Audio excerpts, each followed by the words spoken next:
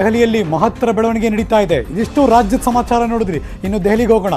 ರಾಜ್ಯ ಬಿಜೆಪಿ ಉಸ್ತುವಾರಿಯನ್ನ ಭೇಟಿ ಮಾಡಿದ್ದಾರೆ ಸಚಿವರು. ಅರುಣ್ ಸಿಂಗ್ ಭೇಟಿ ಮಾಡಿದ್ದಾರೆ ಲಕ್ಷ್ಮಣ ಸವದಿ ಮತ್ತು ಆರ್ ಅಶೋಕ್. Breaking news.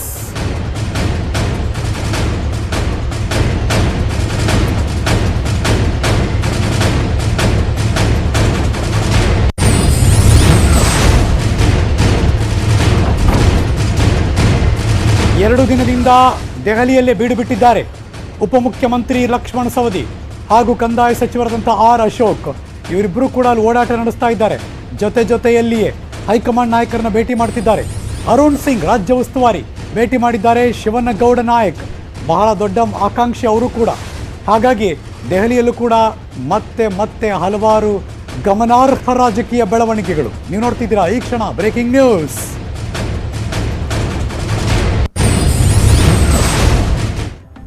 ನೀವು ನೋಡ್ತಿರುವಂತಹ ದೃಶ್ಯ ಇಬ್ಬರು ನಾಯಕರು, ಅಫ್ಕೋರ್ಸ್ ಲಕ್ಷ್ಮಣ ಸವದಿ ಅವರು ಮತ್ತು ಆರ್ ಅಶೋಕ್ ಅವರು ಅರುಣ್ ಸಿಂಗ್ ಅವರನ್ನ ಭೇಟಿ ಮಾಡಿರುವಂತಹ ದೃಶ್ಯ ಕಂಟಿನ್ಯೂಸ್ ಆಗಿ ನಿನ್ನೆಯಿಂದ. ಅವ್ರು ಹೇಳಿದ್ದೇನೋ ಪ್ರಧಾನ ಕಾರ್ಯದರ್ಶಿ ಸಿ ಟಿ ಅವರ ಆಫೀಸಿಗೆ ಬಂದಿದ್ದೀವಿ, ಆಫೀಸ್ ಪೂಜೆ ನಡೀತಾ ಇದೆ ಅಂತ. ಆದರೆ ಅಷ್ಟಕ್ಕೆ ಸೀಮಿತವಾಗಿಲ್ಲ ಅನ್ನೋದು ಎಲ್ಲರಿಗೂ ಗೊತ್ತಾಗಿರೋ ವಿಚಾರ. ಬಿಕಾಸ್ ಎಲ್ಲ ನಾಯಕರನ್ನು ಕೂಡ ಭೇಟಿ ಮಾಡ್ತಿದ್ದಾರೆ, ಮಾತುಕತೆ ನಡೆಸ್ತಾ ಇದ್ದಾರೆ. ದೆಹಲಿ ಅಂಗಳದಲ್ಲಿ ಮಹತ್ತರ ಬೆಳವಣಿಗೆ ಆಗ್ತಾ ಇದೆ. ಮಗದೊಂದು ಕಡೆ ಶಿವನಗೌಡ ನಾಯಕ್ ಅರುಣ್ ಸಿಂಗ್ ಅವ್ರನ್ನ ಭೇಟಿ ಮಾಡಿದ್ದಾರೆ. ಹಾಗಾಗಿ ಅವರು ಕೂಡ ಪ್ರಬಲ ಆಕಾಂಕ್ಷಿ ಆಗಿರೋದ್ರಿಂದ ಅಲ್ಲೂ ಕೂಡ ಈಗ ದೊಡ್ಡ ಮಟ್ಟದಲ್ಲಿ ರಾಜಕೀಯ ಬೆಳವಣಿಗೆಗಳು. ಇನ್ನೊಂದು ಕಡೆ ಎಕ್ಸ್ಪಾನ್ಷನ್ ಪುನರ್ರಚನೆಯು ಏನೂ ಗೊತ್ತಾಗ್ತಿಲ್ಲ. ಹಾಗಾಗಿ ಸೋಮವಾರ ತನಕ ಕಾಯಬೇಕು, ದೆಹಲಿ ನಾಯಕರು ಕ್ಲಿಯರೆನ್ಸ್ ಕೊಡಬೇಕು. ಹಾಗಾಗಿ ಹಲವಾರು ಬೆಳವಣಿಗೆಗಳು ದೆಹಲಿಯ ಅಂಗಳದಲ್ಲಿ. ಹಾಗಾಗಿನೇ ರಾಜ್ಯ ರಾಜಕಾರಣದಲ್ಲಿ ಯಡಿಯೂರಪ್ಪನವರು ಇದುವರೆಗೂ ಯಾವುದೇ ಡಿಸಿಷನ್ ತೆಗೆದುಕೊಳ್ಳೋಕೆ ಸಾಧ್ಯ ಆಗ್ತಿಲ್ಲ. ಇನ್ನಿವತ್ತು ಮುಗೀತು, ನಾಳೆ ಶಿವಮೊಗ್ಗ, ನಾಡಿದ್ದು ವಾಪಸ್ ಬಂದ ಮೇಲೆ ಅಮಿತ್ ಶಾ ಅವ್ರ ಜೊತೆ ಮಾತಾಡಿದ ಮೇಲೆ ಫೈನಲ್ ಕಾಲ್ ತಗೋಬೇಕು ಅಷ್ಟೇ. ಮತ್ತಷ್ಟು ಮಾಹಿತಿ ದೆಹಲಿಯಿಂದ ನನ್ನ ಸಹೋದ್ಯೋಗಿ ಧರಣೇಶ್ ಬೂಕನಕೆರೆ ದೂರವಾಣಿ ಸಂಪರ್ಕದಲ್ಲಿದ್ದಾರೆ. Good afternoon Dharanesh. Good afternoon Harish. ಪೂಜೆಗೆ ಹೋಗಿದ್ಮೇಲೆ ಪೂಜೆ ಮುಗಿಸ್ಕೊಂಡ್ ಬರಬೇಕಾಗಿತ್ತು, ಆದರೆ ಆ ಥರದ ಬೆಳವಣಿಗೆ ನಡೀತಾ ಇಲ್ಲ. ಅಲ್ಲಿ ಏನು ನಡೀತಿದೆ? ಯಡಿಯೂರಪ್ಪನವ್ರಿಗೆ ಹೇಳೇ ಬಂದಿದ್ದೀವಿ ಅಂದ್ರಲ್ಲ, ಹಾಗಿದ್ರೆ ಯಡಿಯೂರಪ್ಪನವರ ಆಣತಿಯಾಗಿ ಅಲ್ಲಿ ನಡೀತಿದೆಯಾ ಎಲ್ಲವೂ ಇದು? ಆದ್ರೆ ಇಲ್ಲಿ ನಡೀತಿರುವಂತ ಬೆಳವಣಿಗೆಗಳು ಖಂಡಿತಕ್ಕೂ ಆ ರೀತಿ ಕಾಣಿಸ್ತಾ ಇಲ್ಲ. ಯಾಕಂದ್ರೆ ಪೂಜೆಗೆ ಅಂತ ಬಂದಿದ್ರು, ಪೂಜೆ ನೆಪ ಇಟ್ಕೊಂಡು ಬಂದಿದ್ರು. ಇಲ್ಲಿ ಬಂದು ಸಂತೋಷ್ ಅವರನ್ನು ಭೇಟಿ ಮಾಡಿದ್ದಾರೆ, ಬಿಜೆಪಿ ರಾಷ್ಟ್ರೀಯ ಸಂಘಟನಾ ಕಾರ್ಯದರ್ಶಿಯನ್ನ. ಅದಲ್ಲದೆ ರಾಜ್ಯ ಬಿಜೆಪಿ ಉಸ್ತುವಾರಿ ಅರುಣ್ ಸಿಂಗ್ ಅವರನ್ನ ಭೇಟಿ ಮಾಡಿದ್ದಾರೆ. ಈ ಸಂದರ್ಭದಲ್ಲಿ ಅರುಣ್ ಸಿಂಗು ಮತ್ತೆ ಸಂತೋಷ್ ಅವರನ್ನ ಭೇಟಿ ಮಾಡುವಂತಹ ಜರೂರತ್ ಏನಿತ್ತು ಅನ್ನುವಂಥದ್ದು ಸಹಜವಾಗಿ ಹುಟ್ಟುವಂತಹ ಪ್ರಶ್ನೆ. ಹಂಗಾಗಿ ಇವರು ಭೇಟಿ ನೆಪದಲ್ಲಿ ಅಂದ್ರೆ ಪೂಜೆ ನೆಪದಲ್ಲಿ ಬಂದು ಈ ರೀತಿ ಭೇಟಿಯನ್ನ ಮಾಡಿ ಅಶೋಕ್ ಸಚಿವ ಸ್ಥಾನವನ್ನ ಉಳಿಸ್ಕೊಳ್ಳುವಕ್ಕೆ, ಲಕ್ಷ್ಮಣ್ ಸವದಿ ಅವರು ಉಪಮುಖ್ಯಮಂತ್ರಿ ಸ್ಥಾನವನ್ನ ಉಳಿಸ್ಕೊಳ್ಳಿಕ್ಕೆ, ರಮೇಶ್ ಜಾರಕಿಹೊಳಿ ಅವರು ಅವರ ಆಪ್ತ ಸಿ ಟಿ ರವಿ ಅವರಿಗೆ ಸಚಿವ ಸ್ಥಾನವನ್ನ ಕೊಡಿಸ್ಲಿಕ್ಕೆ ಪ್ರಯತ್ನವನ್ನ ಮಾಡ್ತಿದ್ರೆ. ಎಲ್ರಿಗೂ ನೆಪ ಅಷ್ಟೇ ಪೂಜೆ, ಅದು ಇಲ್ಲಿ ಆಗ್ತಿದೆ. ಶಿವನಗೌಡ ನಾಯಕರು ಕಾಣಿಸ್ಕೊಂಡಿದ್ದಾರಲ್ಲಿ ಶಿವನಗೌಡ ನಾಯಕರು ಕಾಣಿಸ್ಕೊಂಡಿದ್ದಾರೆ.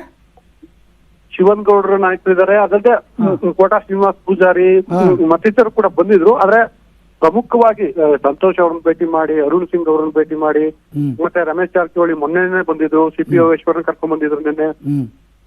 ಸೊ ಹೀಗೆ ಬಹಳ ಆಕ್ಟಿವ್ ಆಗಿ ರಾಜಕೀಯ ಚಟುವಟಿಕೆಗಳಲ್ಲಿ ತೊಡ್ಕೊಂಡಿರುವಂತವ್ರು ಈ ಸಚಿವ ತ್ರಯರು, ರಮೇಶ್ ಜಾರಕಿಹೊಳಿ, ಅಶೋಕ್ ಅಂಡ್ ಲಕ್ಷ್ಮಣ್ ಸವದಿ.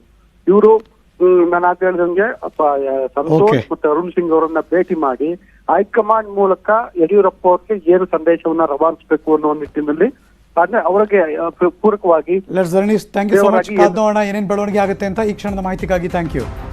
ಇವತ್ತಿನ ಕ್ಯಾಬಿನೆಟ್ ಸಭೆ ಬಗ್ಗೆ ಸಚಿವರಿಗೆ ಗೊತ್ತೇ ಇಲ್ವಾ? ಸಚಿವರಿಗೆ ಗೊತ್ತಾಗದಂತೆ ಸಿಎಂ ಕ್ಯಾಬಿನೆಟ್ ಫಿಕ್ಸ್ ಮಾಡಿದ್ರ ಏನಾದ್ರು? DCM ಅಶ್ವಥ್ ನಾರಾಯಣ ಅವರಿಗೆ ಇವತ್ತಿನ ಕ್ಯಾಬಿನೆಟ್ ಸಭೆಗೆ ಇನ್ವಿಟೇಷನ್ ಇರಲೇ ಇಲ್ವಾ? ಯಾಕೆ ಈ ಕ್ವಶನ್ ಮಾರ್ಕ್ ರೈಸ್ ಆಗ್ತಾ ಇದೆ ಅಂತೀರಾ? ಬಂತು ನೋಡಿ ಬ್ರೇಕಿಂಗ್ ನ್ಯೂಸ್. ಇಮಿಡಿಯೇಟ್ ಆಗಿ ಕ್ಯಾಬಿನೆಟ್ ಮೀಟಿಂಗ್ ಡಿಸೈಡ್ ಆಗಿದೆ. ಯಾರಿಗೂ ಕ್ಯಾಬಿನೆಟ್ ಮೀಟಿಂಗ್ ಗೊತ್ತಿರಲಿಲ್ಲ. ಉಡುಪಿಯಲ್ಲಿ DCM ಅಶ್ವಥ್ ನಾರಾಯಣ ಹೇಳಿಕೆ ಕೊಟ್ಟಿದ್ದಾರೆ.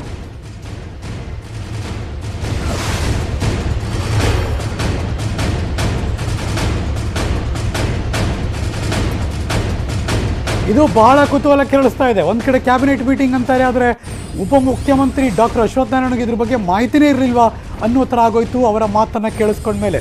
ಉಡುಪಿಗೆ ಬಂದಂತಹ ಡಾಕ್ಟರ್ ಅಶ್ವಥ್ ನಾರಾಯಣ ಅವರು ಇದ್ರ ಬಗ್ಗೆ ಮಾತಾಡಿದ್ರು.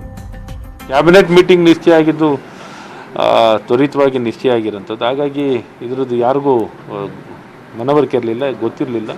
ಈ ರೀತಿ ಒಂದು ಕ್ಯಾಬಿನೆಟ್ ಮೀಟಿಂಗ್ ಇರುತ್ತೆ ಅಂತ ಈ ಕಾರ್ಯಕ್ರಮ ಮೊದಲೇ ನಿಶ್ಚಯ ಮಾಡ್ಕೊಂಡಿರೋ ಸಿ ಟಿ ರವಿಯವರು. ಹಾಗಾಗಿ ಆ ಕಾರ್ಯಕ್ರಮಕ್ಕೆ ಹೋಗುವಂಥದ್ದಾಗಿದೆ. ಇವತ್ತಿಲ್ಲೂ ಕಾರ್ಯಕ್ರಮ ಮೊದಲೇ ನಿಶ್ಚಯ ಆಗಿತ್ತು. ಹಾಗಾಗಿ ಇವತ್ತು ಇಲ್ಲಿ ಕಾರ್ಯಕ್ರಮದಲ್ಲಿ ಭಾಗವಹಿಸಬೇಕಾಗಿತ್ತು, ಅದಕ್ಕೆ ಭಾಗವಹಿಸಕ್ಕೆ ಬಂದಿದ್ದೀವಿ.